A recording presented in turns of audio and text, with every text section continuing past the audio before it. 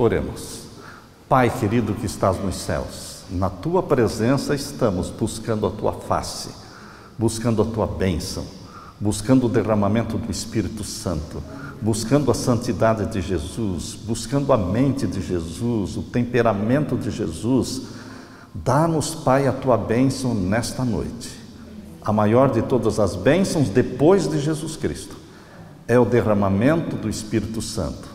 Pelos méritos de Jesus, dá-nos esta bênção, para entendermos Tua profecia, para pregarmos a Tua profecia, para prepararmos um povo para a Tua breve volta. É em nome de Jesus que pedimos e agradecemos. Amém, Senhor. Amém. Então, queridos, ontem nós estudamos com vocês sobre a progressão de tempo na profecia de Daniel.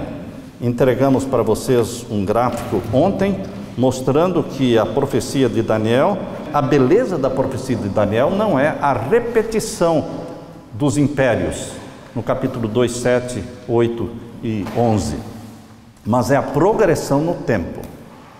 Não tem como alguém inventar isso, porque claramente se vê que o capítulo 2 foi até 476 depois de Cristo, o capítulo 7 nos leva até 1798 depois de Cristo, e o capítulo 8 nos leva até 1844 depois de Cristo. Vocês receberam? Não, pode dar para eles. Não, isso é o de ontem. Isso é o de ontem. Capítulo 8 nos leva até 1844. São datas irrefutáveis. E, obviamente, se os 3 primeiros blocos proféticos seguem essa sequência, essa progressão no tempo, é óbvio que o último bloco profético, que é o maior de todos, que começa no capítulo 10 e se estende através do capítulo 11 e capítulo 12 de Daniel, é óbvio que ele vai nos levar para um tempo além de 1844. E como nós estudamos ontem, exatamente, mostra a restauração do poder papal agora no tempo do fim. Eu estou recapitulando o que nós estudamos ontem. Fala sobre a abominação da desolação, a abominação desoladora do tempo do fim, que será imposta, atacando diretamente o santuário de Deus, destruindo o lugar santo, destruindo o lugar santíssimo do santuário de Deus. Então a profecia do capítulo 11 e 12 nos leva para o tempo do fim. E fala também do papado, que vai estabelecer o seu trono em Israel, no Monte Santo, e fala também da destruição do papado, que vai ser o seu fim, e não haverá quem o socorra. Podem ver que a profecia de Daniel, ela culmina com a volta de Jesus. Culmina com a destruição do rei do norte, a destruição do papado, e Jesus Cristo se levantando para libertar o seu povo.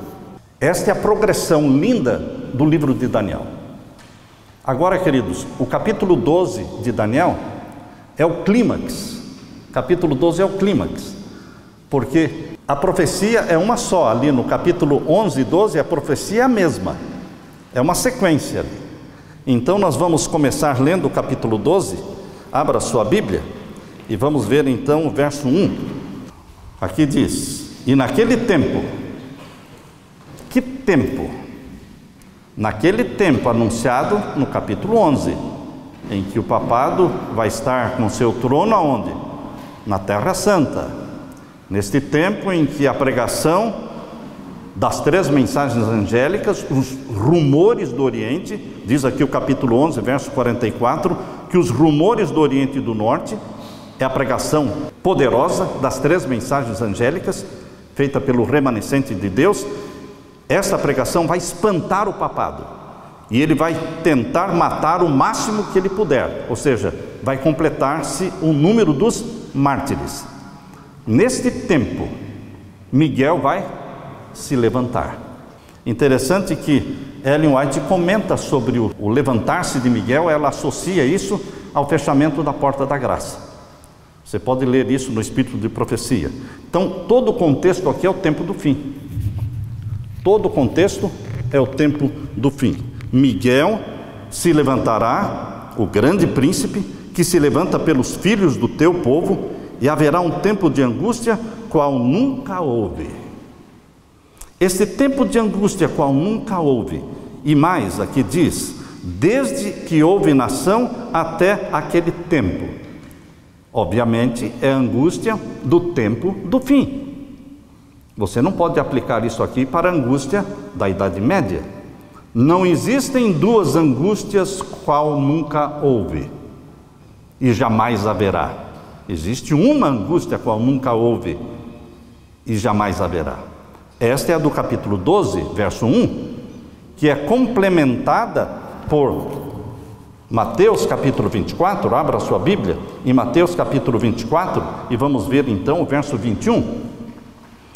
Daniel 12, 1, está falando do mesmo assunto de Mateus 24, verso 1. Podem ler comigo. Porque haverá então grande aflição, como nunca houve, desde o princípio do mundo até agora, nem tampouco há de haver. Eu sei que muitos jogam esse texto para a Idade Média. Eu não vou entrar em detalhes, porque todos aqui são adventistas, são estudiosos da profecia. É fácil pregar para quem é estudioso da profecia, porque você não precisa entrar em muitos detalhes, porque você pega fácil. Você já leu sobre isso, você já se informou sobre isso. Mas muitos jogam esse texto para esta angústia do capítulo 24, verso 21, para a Idade Média. Mas aqui está claramente falando de Daniel 12, 1. Angústia qual nunca houve, jamais haverá. Porque haverá então grande aflição, como nunca houve, desde o princípio do mundo até agora, nem tampouco há de haver. Isso está no passado ou está no futuro? No futuro. Igual Daniel 12, 1. E o verso 22. E se aqueles dias não fossem abreviados, nenhuma carne se salvaria, mas por causa dos escolhidos serão abreviados aqueles dias. Aleluia, aleluia e aleluia.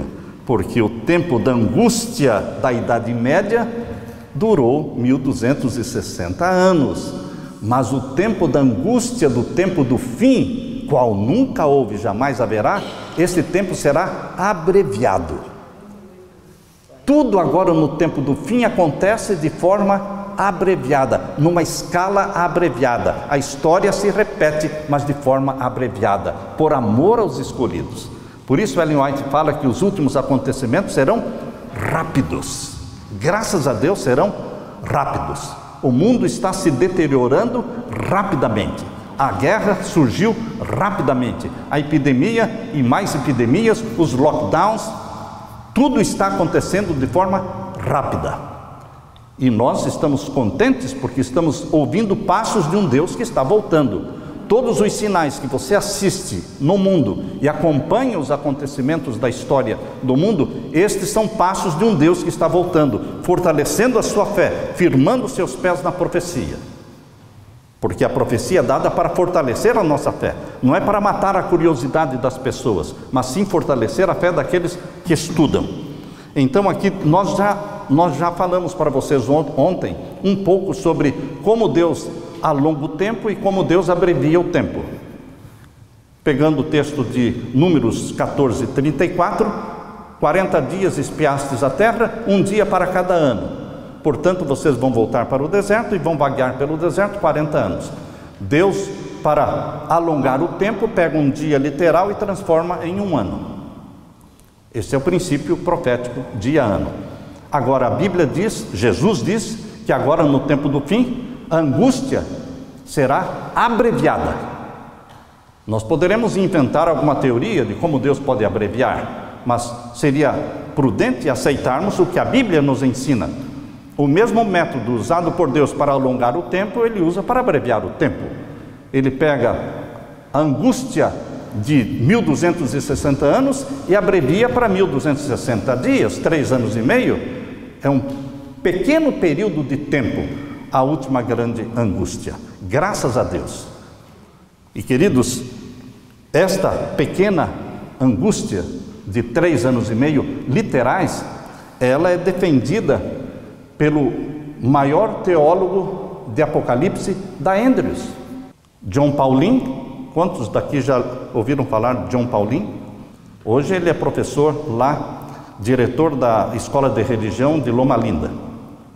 Ele usa Apocalipse 13, verso 5, quando ele fala sobre os 42 meses, ele fala mencionando que serão 42 meses literais. O Evangelho de Patmos, se alguém quiser anotar, anota, esse é o título do livro dele. Foi uma meditação matinal que ele escreveu, The Gospel from Patmos, o Evangelho de Patmos, página 232. Ele escreveu assim: a besta do mar também tem um ministério. Ele falou do ministério de Jesus, e aí ele fala: a besta do mar. Quem é a besta do mar? O papado. A besta do mar também tem um ministério, diz ele. De acordo com Apocalipse 13, 5, esse ministério tem uma duração de 42 meses, 3 anos e meio. Estou lendo textualmente o que ele escreveu. De quanto tempo foi o ministério de Jesus? Ele pergunta aqui. De quanto tempo foi o ministério de Jesus? Também de 3 anos e meio. Assim, a extensão do ministério da besta que subiu do mar é a mesma da de Jesus. A besta que subiu do mar é, então, uma clara contrafação do Filho de Deus, Jesus Cristo. O Evangelho de Patmos, página 232. Queridos, por isso se repete de forma abreviada, agora no tempo do fim, a profecia.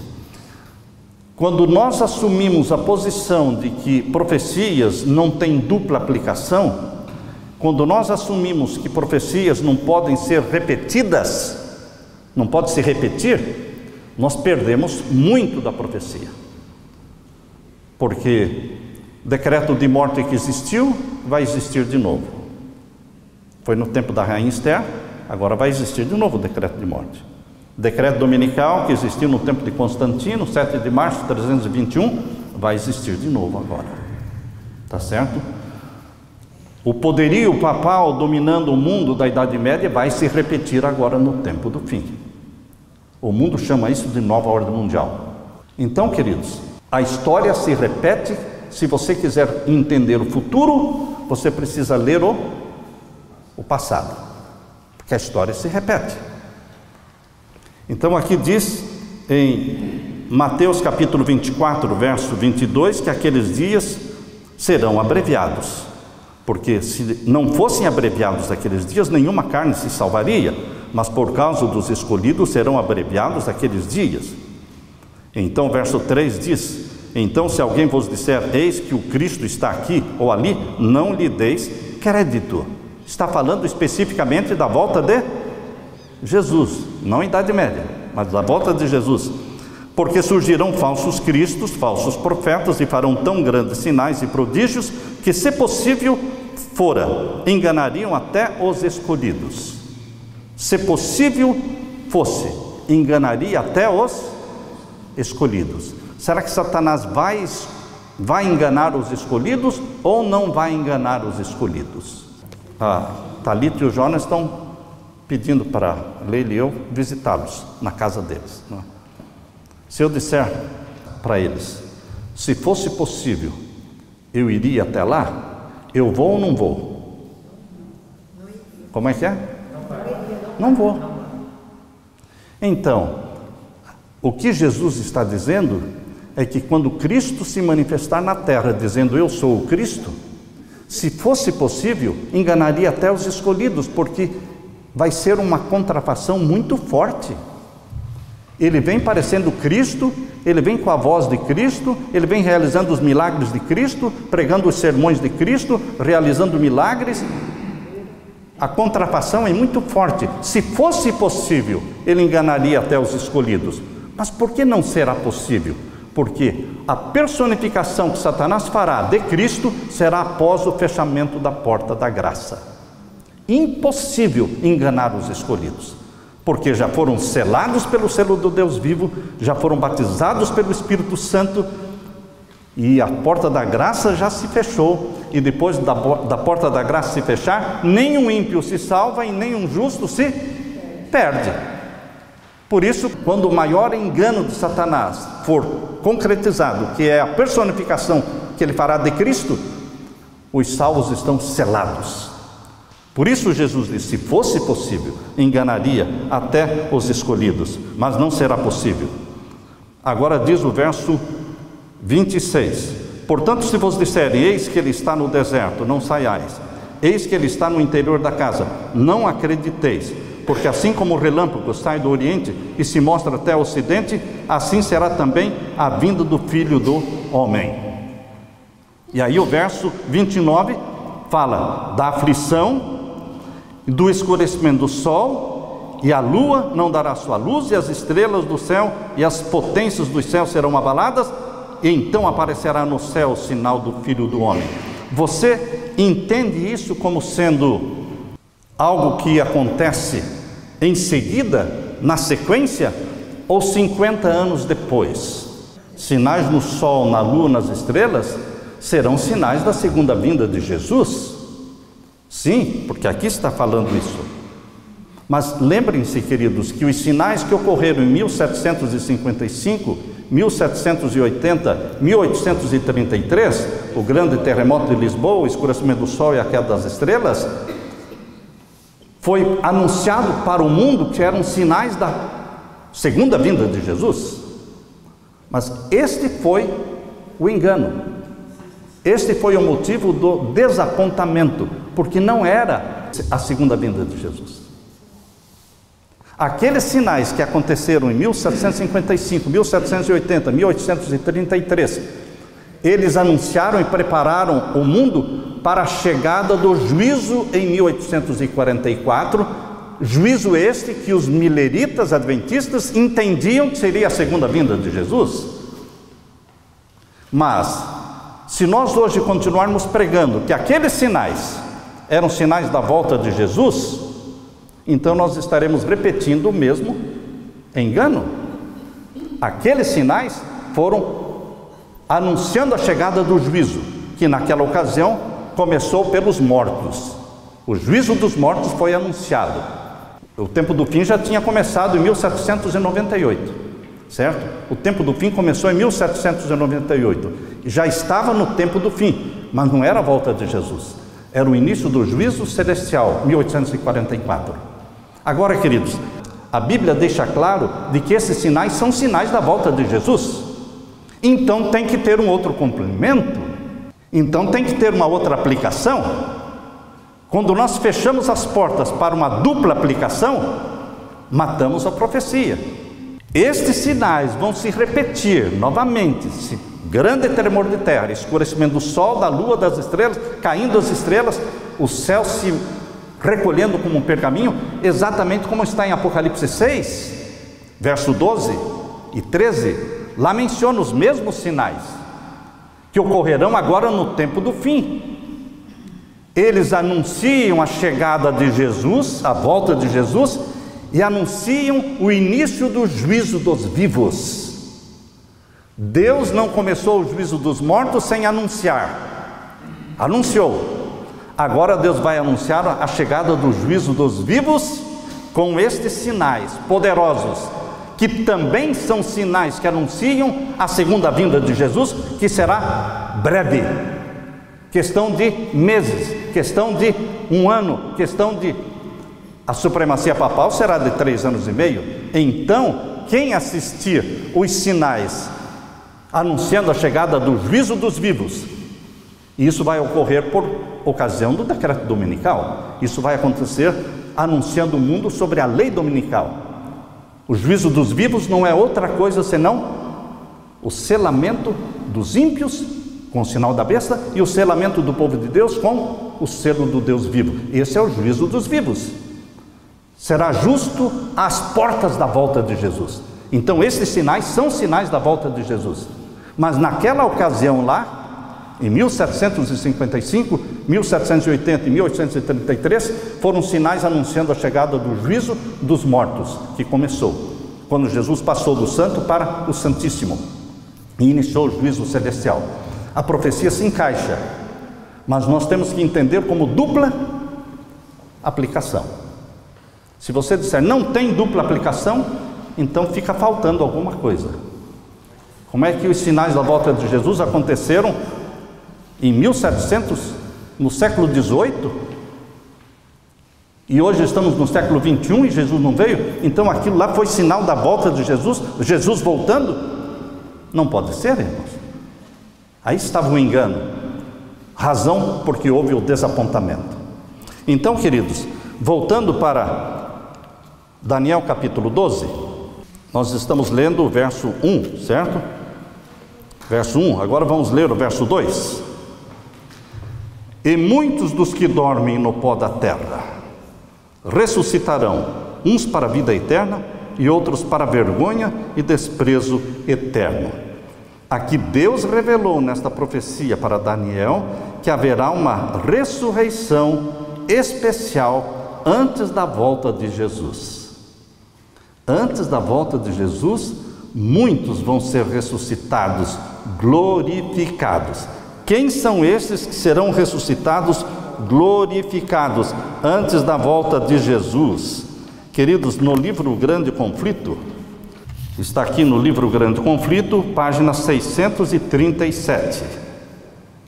Livro Grande Conflito, página 637. Eu falo Grande Conflito inteiro, certo?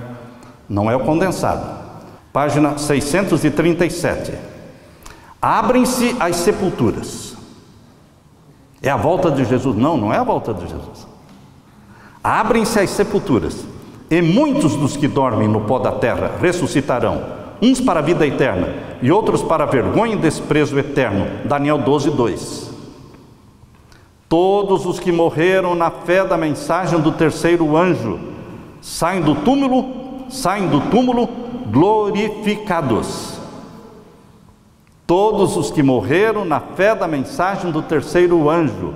Como é que você entende essa expressão, morreram na fé da mensagem do terceiro anjo? Quando Ellen White fala mensagem do terceiro anjo, não é só a terceira mensagem, são as 3 mensagens angélicas. Essa expressão é usada se referindo à pregação das 3 mensagens angélicas.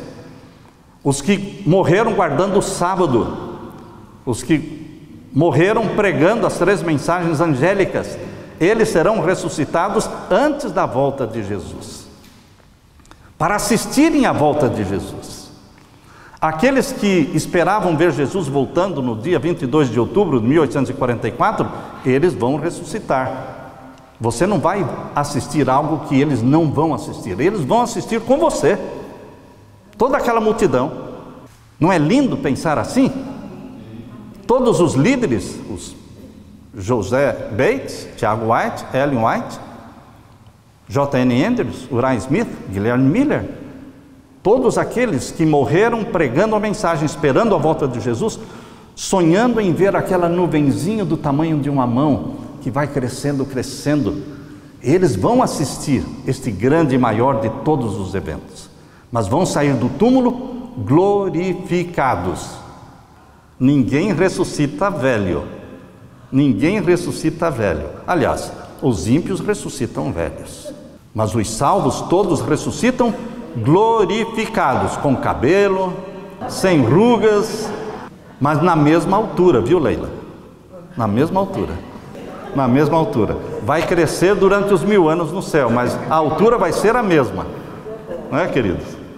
Então, queridos, aqui diz, olha, abrem-se as sepulturas, e muitos dos que dormem no pó da terra ressuscitarão, uns para a vida eterna e outros para vergonha e desprezo eterno. Daniel 12, 2. Então esta ressurreição especial não é só de salvos.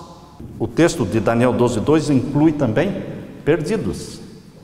E muitos serão ressuscitados para vergonha e desprezo eterno.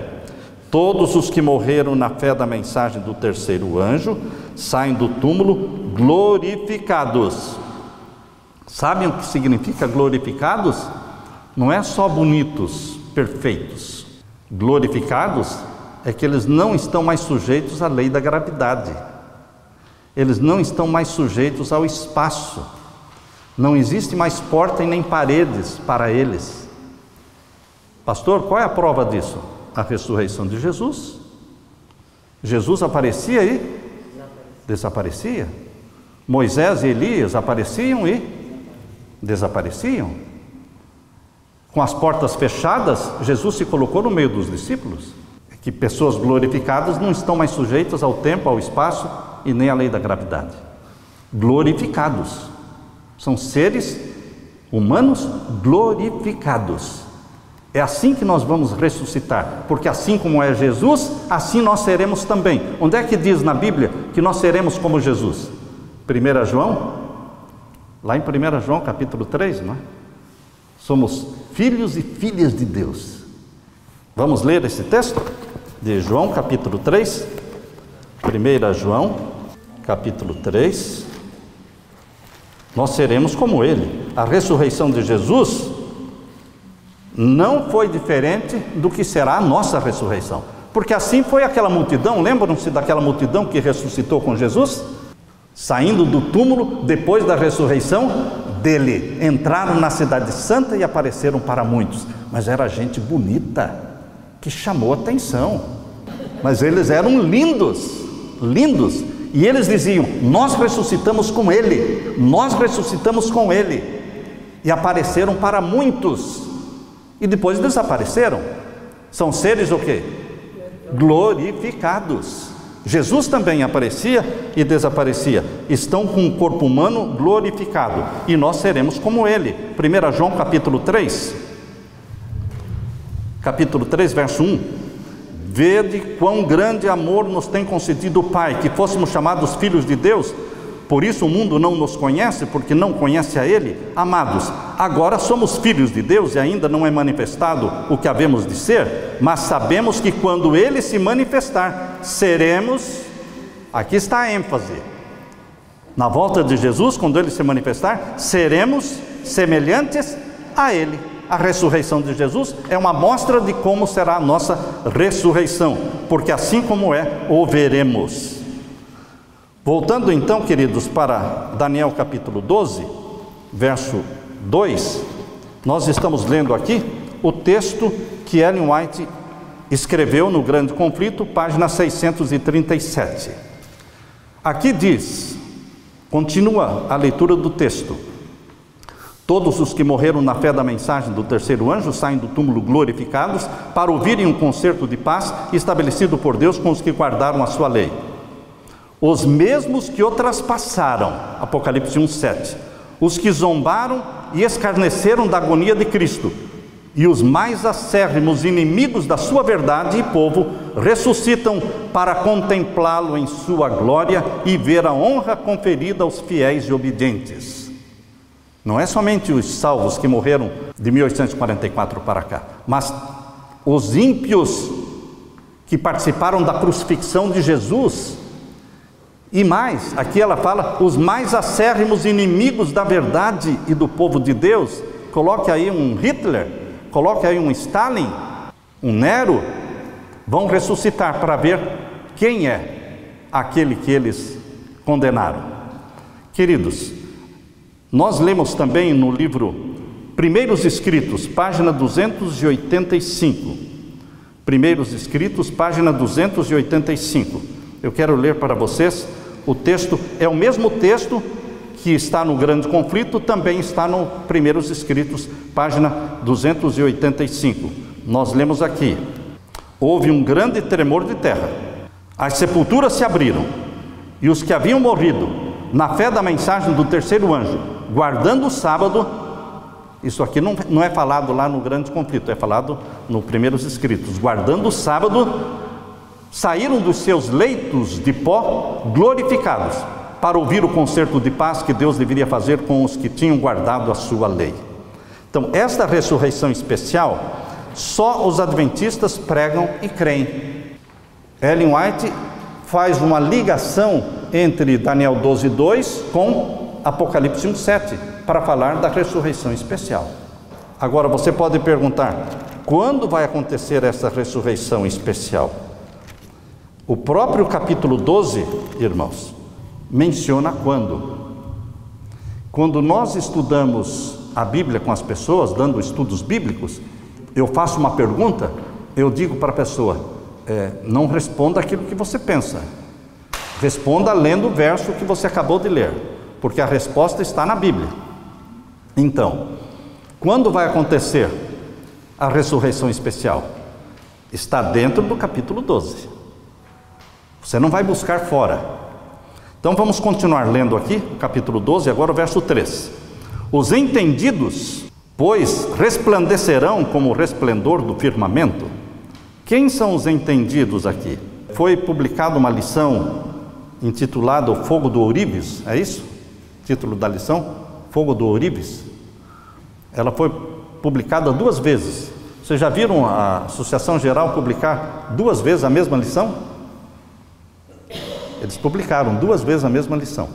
Ela foi publicada, isso, por volta do ano de 2008, 2009, e agora publicaram recentemente a mesma lição, que é muito boa. E lá naquela lição tem uma página inteira sobre Daniel capítulo 12. E lá pergunta: quem são esses entendidos? E lá pergunta assim: entendidos em matemática, em física, em química? Não. Entendidos em quê? Na profecia. Estes resplandecerão como as estrelas. Os entendidos, pois, resplandecerão como o resplendor do firmamento, e os que a muitos ensinam a justiça refulgirão como as estrelas sempre e eternamente. E tu, Daniel, fecha estas palavras e sela este livro até o fim do tempo. Muitos correrão de uma parte para outra e a ciência se multiplicará. Vocês acham que Daniel capítulo 2 foi selado? Ou Daniel entendeu aquela profecia? Entendeu, não é? Daniel capítulo 2. Vocês acham que Daniel entendeu Daniel capítulo 7?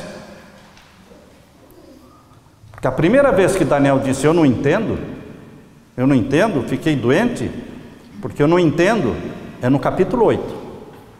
Capítulo 8, quando Deus deu a visão das 2.300 tardes e manhãs. Ele não entendeu.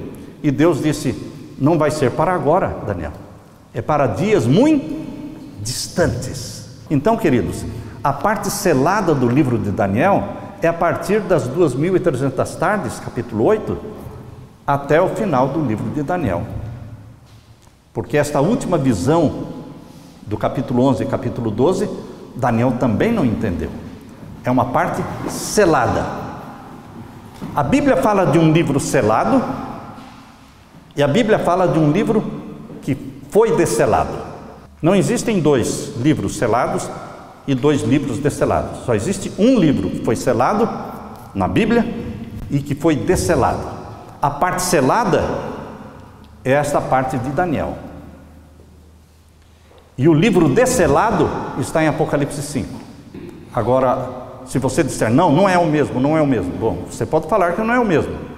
Mas então, onde foi desselado o livro que foi selado aqui? Se não é o livro de Apocalipse 5, então a parte selada de Daniel foi desselada aonde e quando? Mais uma vez, Ellen White ajuda muito. Testemunhos para Ministros. Testemunhos para Ministros, página 110, 111, ali ela menciona: o livro selado de Daniel é desselado pelo leão da tribo de Judá. Ora, abriu a minha mente. Se a parte selada de Daniel foi desselada pelo leão da tribo de Judá, e o leão da tribo de Judá não aparece em nenhum outro lugar, somente em Apocalipse 5, exatamente quando ele recebeu o livro selado da mão do Pai. Então, o livro selado, desselado pelo leão da tribo de Judá, é a parte selada do livro de Daniel. A parte selada do livro de Daniel diz respeito às 2.300 tardes e manhãs para frente. Juízo celestial. Então o livro desselado em Apocalipse 5 diz respeito ao juízo celestial.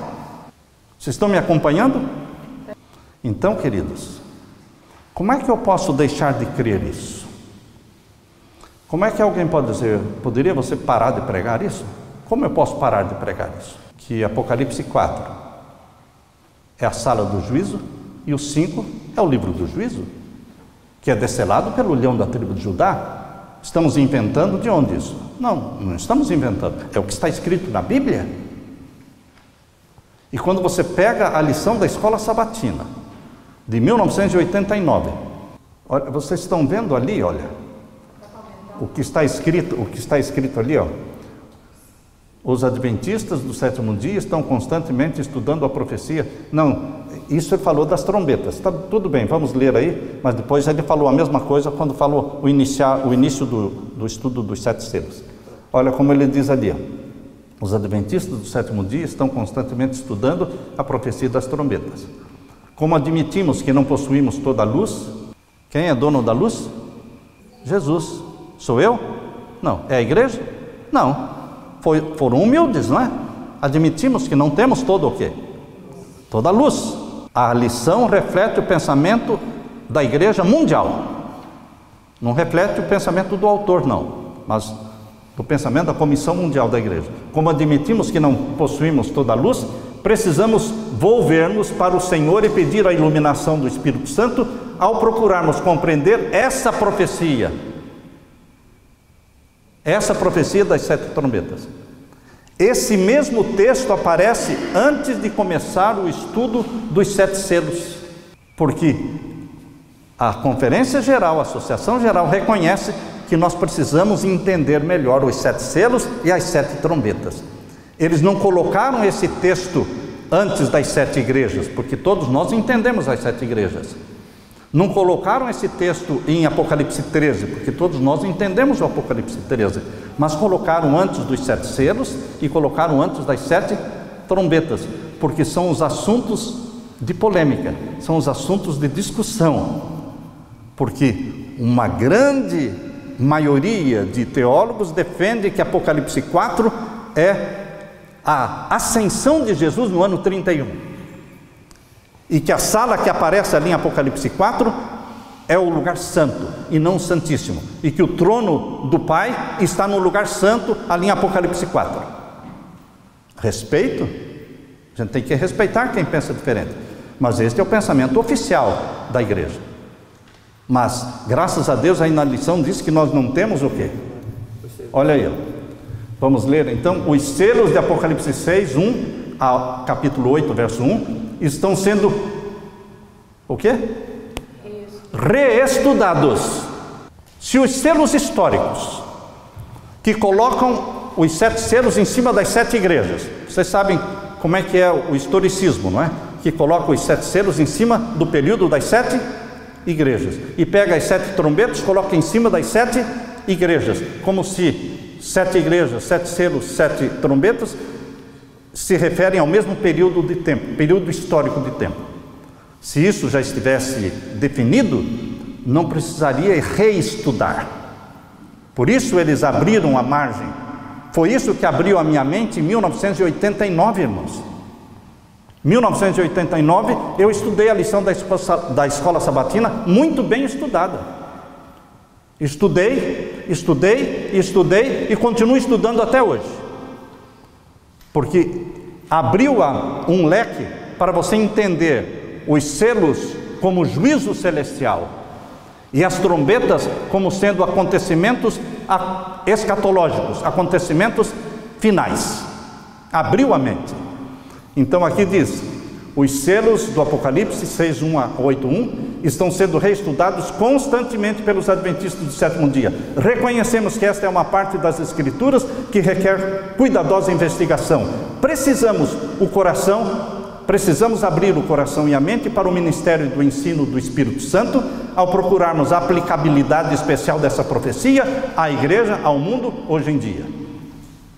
E queridos, no decorrer, nesta lição de 1989, o editor-chefe, o editor da Conferência Geral, ele é o responsável pela lição. Quando estudou sobre os 7 selos, ele usou um dia da semana para falar sobre a interpretação histórica dos 7 selos. E usou os outros dias da semana para falar dos 7 selos como juízo. Quando chegou nas trombetas, ele usou um dia da semana para falar das trombetas históricas. E gastou o resto da semana falando das trombetas escatológicas. Foi isso que abriu a minha mente. Quando Deus tem uma verdade a revelar, Ele não revela para uma pessoa. Se você crê de uma forma que ninguém mais crê, só você, está errado. Está errado. Porque Deus não revela uma verdade para uma só pessoa. Mas este leque que se abriu foi da própria lição da Escola Sabatina de 1989. Então, queridos, voltando para Daniel capítulo 12, o conhecimento que fala aqui no capítulo 12, verso 4, Daniel fecha estas palavras e sela este livro até o fim do tempo. Muitos correrão de uma parte para outra e a ciência se multiplicará. Pode ser aplicado à ciência tecnológica, a invenção do avião, a invenção da internet, a invenção do iPhone, pode se aplicar? Pode, secundariamente. Tudo na Bíblia, você pensa assim, tem aplicação primária e secundária. Se você lê Ezequiel, onde fala sobre o Vale dos Ossos Secos, eu posso fazer um sermão sobre isso para falar sobre a necessidade da igreja hoje, do batismo do Espírito Santo, usar aquela ilustração do Vale de Ossos Secos? Pode. Essa é uma aplicação secundária. Por quê? A aplicação primária era para aquele tempo, para aquele povo, naquele momento. Aplicação primária. A secundária você pode usar, não é errado usar. Muitas pessoas acham que uma aplicação secundária não pode acontecer, não pode anular a primária. A aplicação primária não pode ser descartada. Então aqui em Daniel capítulo 12, verso 4, se você aplicar a multiplicação da ciência para a tecnologia, é uma aplicação secundária. Mas a aplicação primária é a ciência profética. É o conhecimento da profecia, que se multiplicaria agora no tempo do fim. E agora vejam o verso 5. E eu, Daniel, olhei, e eis que estavam outros dois, um desta banda à beira do rio, e outro da outra banda à beira do rio. E ele disse ao homem vestido de linho, que estava sobre as águas do rio: que tempo haverá até o fim das maravilhas? Quanto tempo vai durar até o fim das maravilhas? Que maravilhas? Tudo aquilo que ele não entendeu. Desde Daniel capítulo 8, verso 14, Daniel capítulo 11, Daniel capítulo 12, tudo que está nesse bloco que foi selado. Quanto tempo vai durar para tudo isso se cumprir? Então vem a resposta dada por Jesus. A resposta está no verso 7. E ouviu o homem vestido de linho. Este homem vestido de linho é Jesus. Ouviu o homem vestido de linho, que estava sobre as águas do rio, quando levantou a sua mão direita e a sua mão esquerda ao céu, e jurou por aquele que vive eternamente, que depois de um tempo, quando? Ele estava respondendo a pergunta que Daniel fez: quando é que vai acontecer tudo isso? Depois de um tempo, tempos metade de um tempo. Citou o quê? Daniel 7,25. Citou Daniel 7,25. Tempos, metade de um tempo, 1260 anos proféticos, supremacia papal da Idade Média, que começou em 538 e acabou em 1798. Depois de 1798, tudo isso vai acontecer.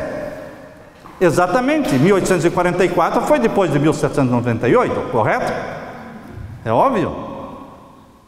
E a abominação da desolação mencionada no capítulo 11 é após 1844? Não é Clóvis, rei dos francos? Não foi 508? Que está falando de uma profecia para o tempo do fim, que se cumpriria após 1798. Jesus falou, é respeitar o que Jesus falou. Depois de um tempo, tempos metade de um tempo, o que vai acontecer? Todas estas coisas serão cumpridas. Para mim isto aqui é claro, irmãos, irrefutável, porque é o próprio Jesus que falou. E o verso 8: eu, pois, ouvi, mas não entendi. Por que não entendeu? Porque não tinha o Espírito Santo? Por que Daniel não entendeu? Por que Ellen White não entendeu algumas coisas? Eu não entendo tudo, você não entende tudo, Moisés não entendeu tudo, Daniel não entendeu tudo, porque a luz é progressiva. É isso, a luz é progressiva. Para Daniel não era o tempo de Deus revelar. Ele escreveu a visão, mas ele não entendeu. Ah, mas um dia no céu vamos entender. Negativo, irmãos. A profecia não foi dada para você entender no céu. A profecia foi dada para você entender agora na terra, no tempo do fim, para pregar, para preparar um povo para a volta de Jesus. Não é você cruzar os braços dizendo, quando chegar no céu vou entender tudo isso. Talvez você não chegue no céu, porque você cruzou os braços e deixou de pesquisar, de investigar, porque Deus quer que você fortaleça a fé, firme os seus pés na verdade. Vai ter muito engano agora no tempo do fim. Se você não estiver firmado na palavra profética, você não vai subsistir pelo vento de doutrinas falsas que vão surgindo. É o assim diz o Senhor. Daniel não entendeu, ele disse, mas não entendi. Por isso eu disse, Senhor meu, qual será o fim destas coisas? Me dê mais detalhes, em outras palavras. Verso 9, e ele disse, vai Daniel, porque estas palavras estão fechadas e seladas até o tempo do fim. Alguém poderia entender antes de 1798? Não. Depois de 1798, ou depois de 1844, então você começa a entender e descobre que isso já se cumpriu na Idade Média. Não faz sentido, irmãos, porque aí não é mais profecia, aí já é história. Quando você entende uma profecia que já se cumpriu há muitos séculos antes, bom, isso já virou história. Mas aqui está falando dos eventos finais, que seriam profecias que seriam entendidas no tempo do fim. E aqui diz o verso 10, muitos serão purificados. O que você entende por esta expressão, muitos serão purificados? Angústia qual nunca houve, que é o texto, que é o tema do capítulo 12, verso 1. Angústia qual nunca houve, muitos serão purificados, embranquecidos, provados. Mas os ímpios procederão impiamente, e nenhum dos ímpios entenderá. Agora você escolhe estar entre os ímpios, ou você escolhe estar entre os entendidos que entendem, ou pelo menos procuram entender a profecia. Se nós cruzarmos os braços, dizendo, isso não diz respeito a mim, não importa. Não importa de como vai ser.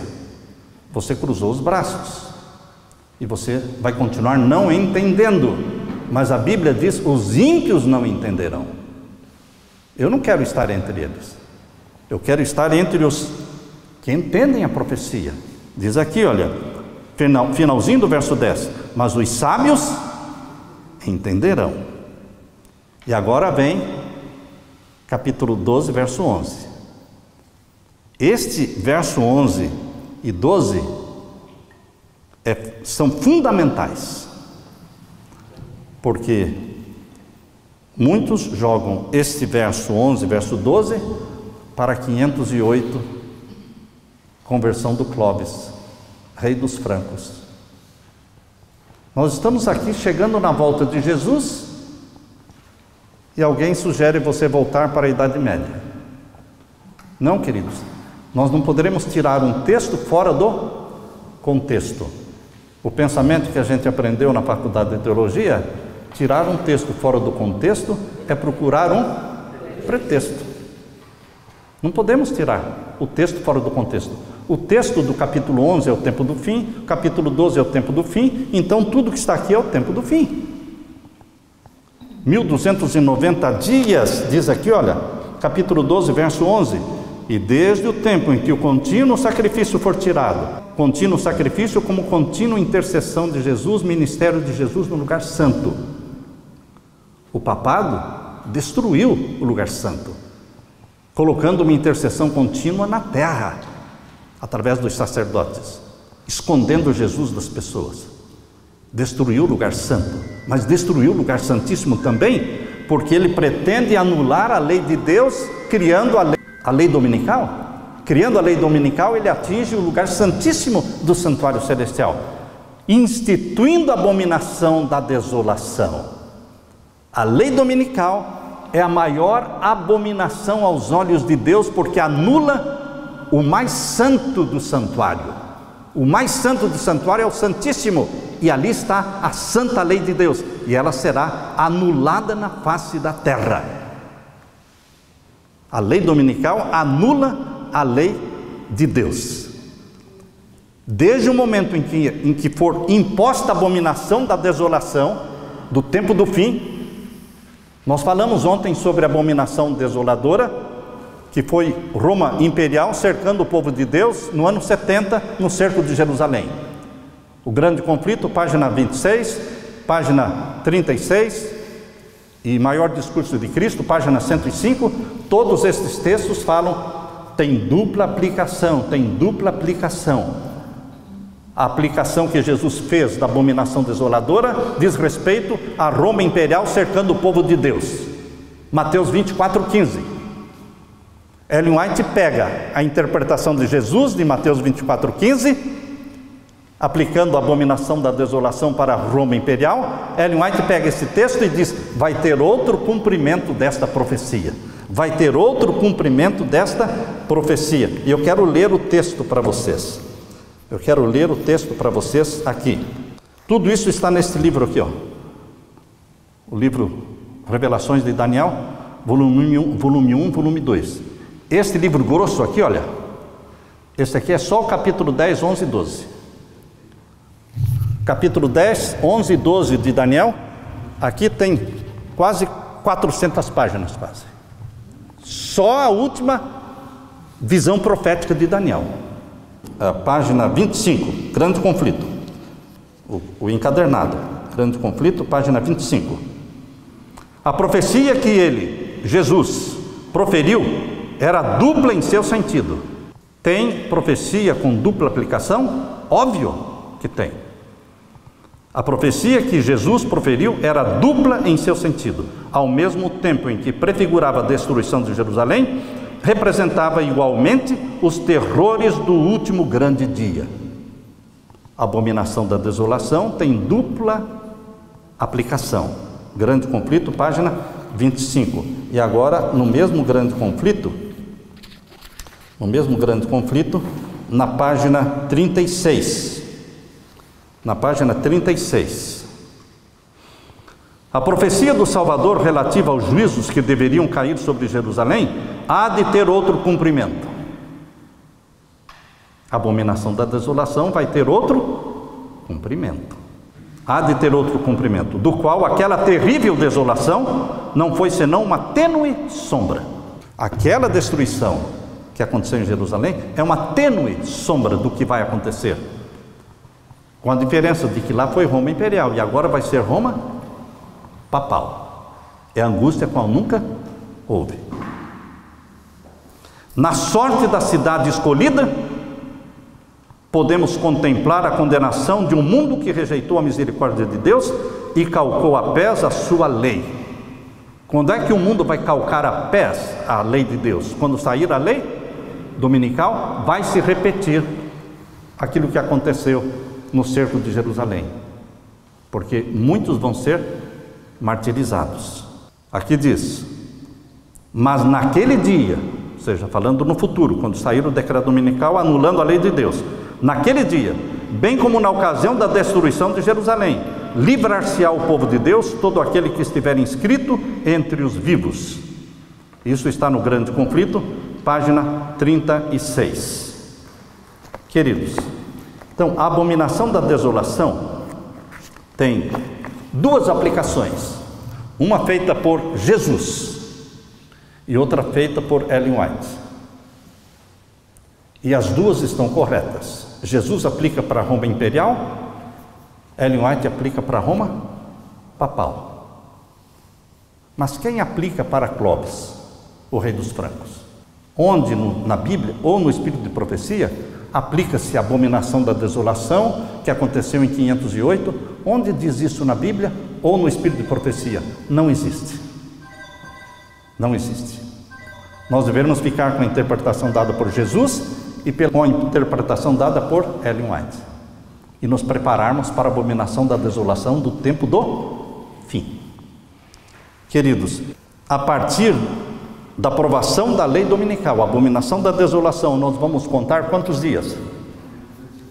1290 dias. Você tem aí o gráfico, não é? Foi o Samuel Santana que fez o gráfico. Esses 1290 dias está mostrando algo que vai acontecer no final deles.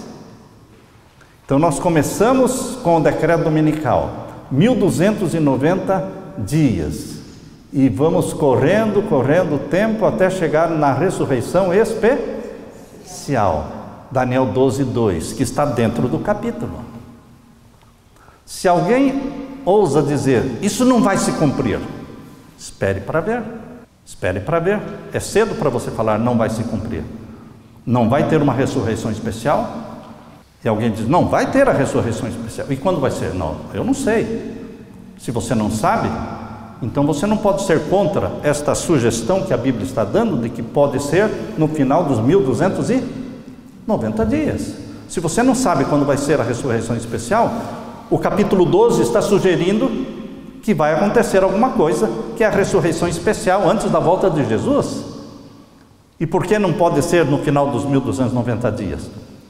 Você vai aplicar os 1290 dias para quê? Que coisa que você vai inventar, que vai acontecer no final dos 1290 dias? Você não pode inventar nada, você tem que aceitar algo que está escrito no contexto da profecia. Ficar com o que está dentro do contexto. Por isso, estamos sugerindo ressurreição especial no final dos 1290 dias, quando todos os que morreram na fé da mensagem do terceiro anjo serão ressuscitados, glorificados, e também os mais acérrimos inimigos da verdade. Agora, queridos, o verso 12, bem-aventurado o que espera e chega. Olha, é como se você estivesse cansado, né? E você consegue chegar até 1335 dias. Eu estou contando no dedo os dias da volta de Jesus, irmãos. Eu não sei o dia, a hora, nem o ano, mas eu estou contando. E a minha oração todos os dias é: volte logo, Jesus, por favor. Por favor, eu falo isso na minha oração. Por favor, Senhor Jesus, poupa o teu povo, abrevia o tempo, volte logo. Nós não aguentamos mais este mundo. Irmãos, não me falta nada. Deus me tem dado tudo o que eu preciso, mas eu digo, mas eu quero o céu, irmãos. Querido Jesus, eu quero o céu. O Senhor me dá tudo o que eu tenho, tudo o que eu preciso, mas eu quero mais, eu quero o céu, volte logo. Por que prolongar o sofrimento, a angústia? Então, bem-aventurado aquele que chega e alcança 1335 dias. Vai ser a volta de Jesus? Não existe nenhuma profecia que marque a data da volta de Jesus. Mas Deus vai anunciar o dia e a hora da volta de Jesus. Isso vai acontecer no final dos 1335 dias. A lei de Deus será estampada no céu, cumprindo o que está em Apocalipse 11:19. Apocalipse 11:19 diz que a lei de Deus vai ser estampada no céu. E no livro Grande Conflito diz que a lei de Deus será estampada no céu. Todos vão ler os 10 mandamentos estampados no céu. Os ímpios vão ler também os 10 mandamentos. Essa é o primeiro evento que ocorre na 7ª trombeta. Pode ver que está na 7ª trombeta, olha aqui. É o anúncio, é a lei de Deus estampada no céu e a voz de Deus anunciando o dia e a hora da volta de Jesus. Só no toque da 7ª trombeta, que coincide com o fim dos 1335 dias. Lá está, Apocalipse 11, 15 a 19, e aqui embaixo, aqui está aqui, ó, ressurreição especial, Daniel 12:2 e 1:7, grande conflito 637. E aqui está 1335 dias, lei de Deus estampada nos céus e a voz de Deus anunciando o dia e a hora da volta de Jesus, grande conflito, páginas 639 e 640. Enquanto estas palavras de santa confiança ascendem a Deus, as nuvens recuam e se veem os céus, os constelados céus, indescritivelmente gloriosos em contraste com o firmamento negro e carregado de cada lado. A glória da cidade celestial emana das suas portas entreabertas. Aparece então de encontro ao céu uma mão segurando 2 tábuas de pedra, dobradas uma sobre a outra. Diz o profeta: os céus anunciarão a sua justiça, pois Deus mesmo é o juiz. Salmo 56. Aquela santa lei, a justiça de Deus, por entre trovões e chamas, foi do Sinai proclamada como guia da vida, revela-se agora aos homens como a regra do juízo. A mão abre as tábuas. Imagine, dê asas à imaginação. Imagine aquela mão indescritivelmente grande, abrindo 2 tábuas de pedra no céu. A mão abre as tábuas e vence os preceitos do decálogo como que traçados com pena de fogo. As palavras são tão claras que todos as podem ler. Desperta-se a memória, varrem-se de todas as mentes as trevas da superstição e heresia, e os 10 preceitos divinos, breves, compreensivos e autorizados, apresentam-se à vista de todos os habitantes da terra. Impossível é descrever o horror e desespero dos que pisaram os santos mandamentos de Deus. O Senhor lhes deu sua lei. Eles poderiam haver aferido seu caráter por ela e conhecido seus defeitos enquanto ainda havia oportunidade para arrependimento e correção, mas a fim de conseguir o favor do mundo, puseram de parte seus preceitos e ensinaram outros a transgredir. Queridos, esforçaram-se por compelir o povo para profanar o seu sábado. Agora são condenados por aquela lei que desprezaram. Queridos, isto vai acontecer após a ressurreição especial. Porque o povo de Deus, ressuscitado na ressurreição especial, vai também ler os 10 mandamentos.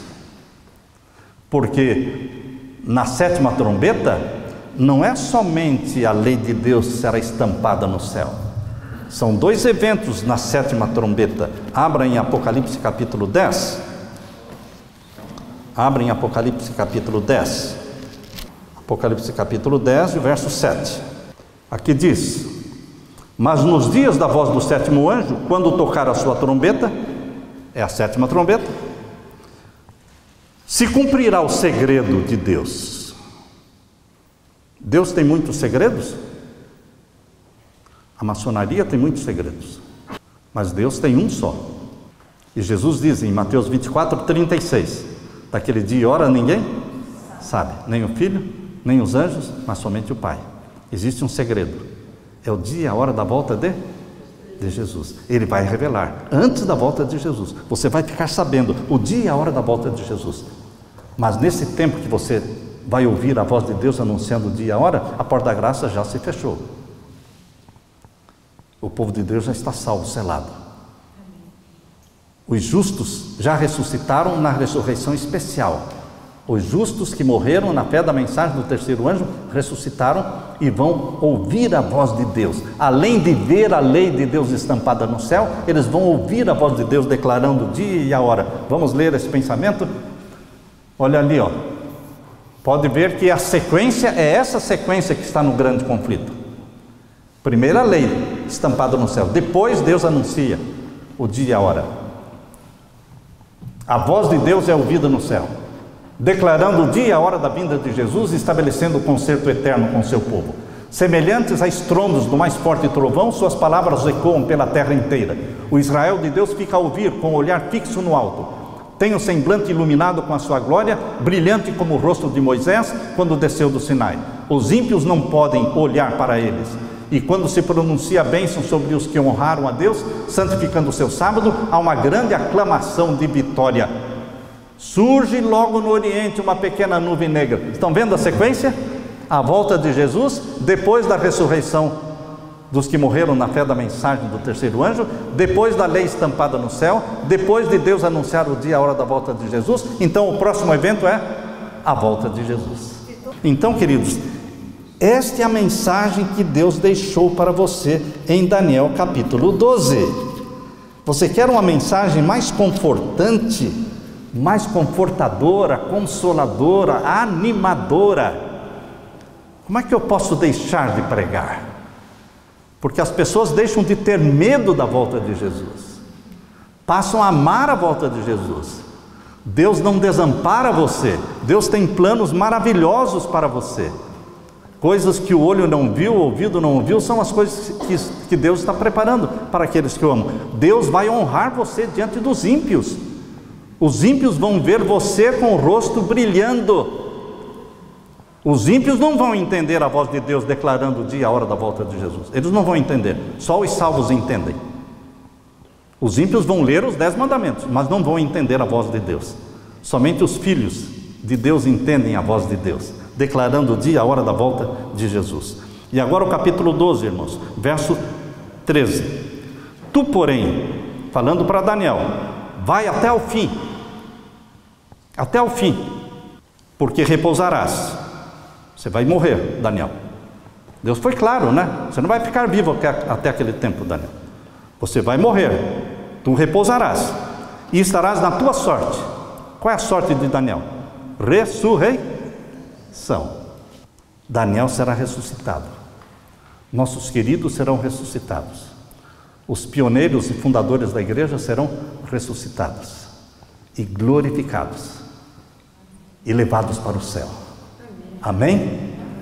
Aleluia, aleluia. Esta é a bendita mensagem profética de Deus para você. O livro de Daniel termina no clímax, no auge da volta de Jesus. Deixe-me orar com você.